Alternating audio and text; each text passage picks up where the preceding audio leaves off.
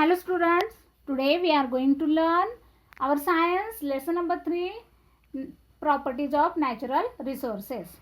Let us study about our third natural resources, that soil.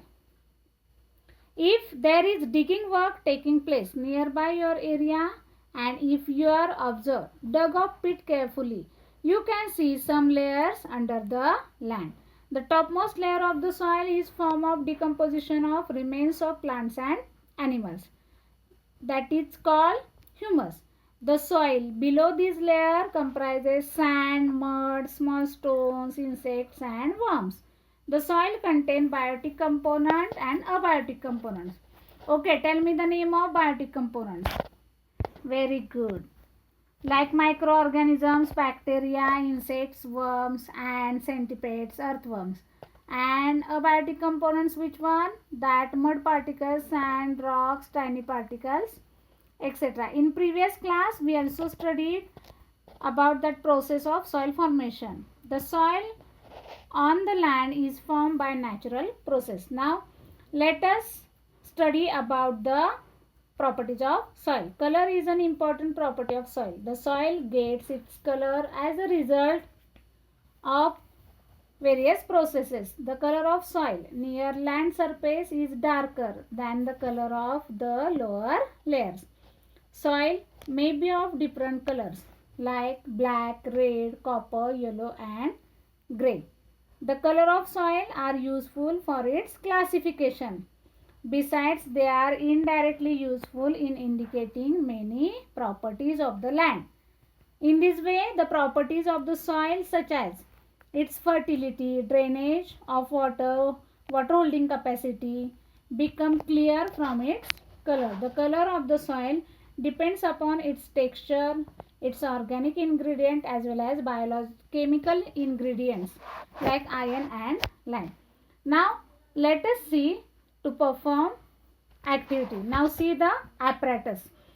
3 measuring cylinders, 3 glass funnels, filter papers, water, then fine sand, coarse sand, soil from an earthen pot used for growing plants. Now which procedure is going on? See. Observe the figure 3.11. Collected water carefully. Fit cones of the filter paper in the 3 glass funnel which is shown in the figure. Fill the cones with equal quantities of sand, sandy soil and clay respectively. Place the funnels on the measuring cylinders and pour 1 test tube of water into each of the funnels. And what do you observe? See, we observe that water seeps into the soil. And after some times, when that soil settles down, that water level in all the cylinders are different.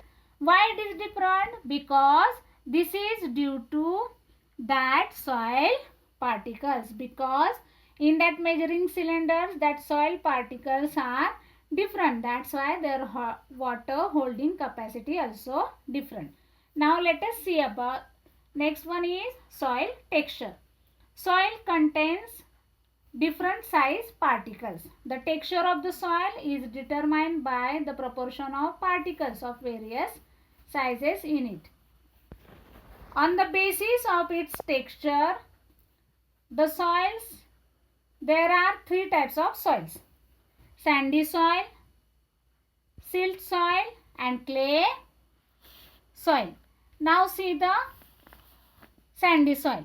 In this soil, the proportion of large particles of sand is more. That water drains rapidly through this soil. Then plugging of this soil is easy and it is less fertile. Particles are made up of silicon dioxide and these particles are insoluble in water. Therefore, the soil supplies less nutrients to the plants. Now next soil is silt soil. The particles of silt soil are of medium size. Observe the figure 3.12 types of soil. It is not as pluggable as sandy soil. It is much more pluggable than clay soil. These soils contain large proportion of organic material, and its capacity to supply nutrients is much greater.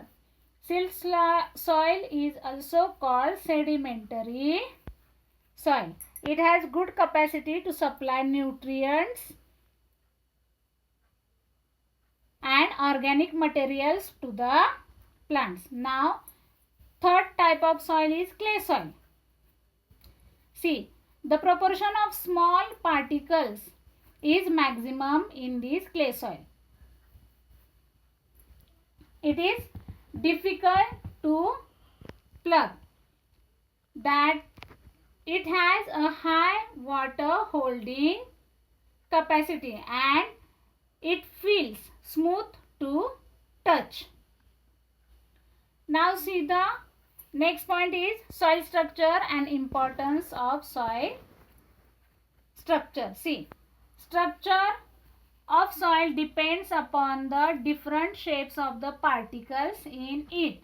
Soil occurs in the form of columnar, laminar, granular as well as block shaped structure.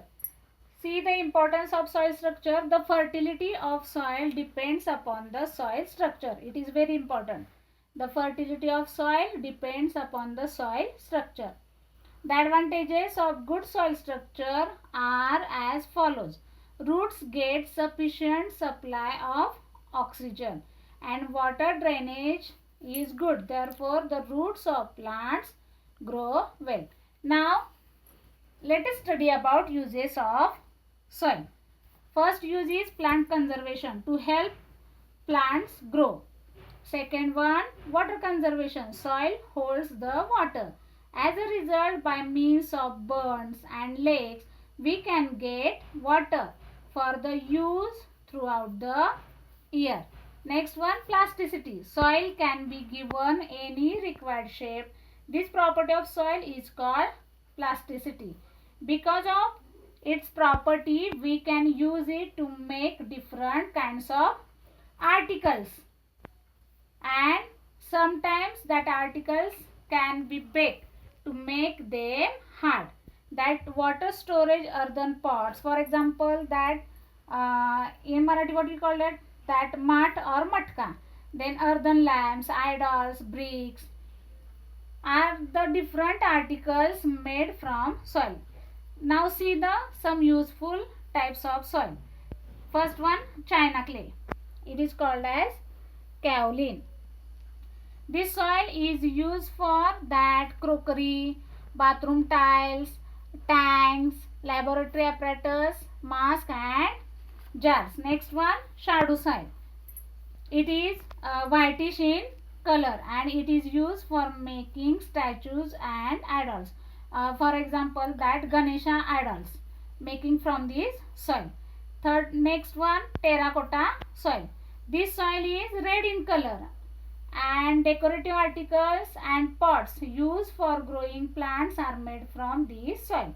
And last one is multani soil. This soil is used in cosmetic purposes. Thank you.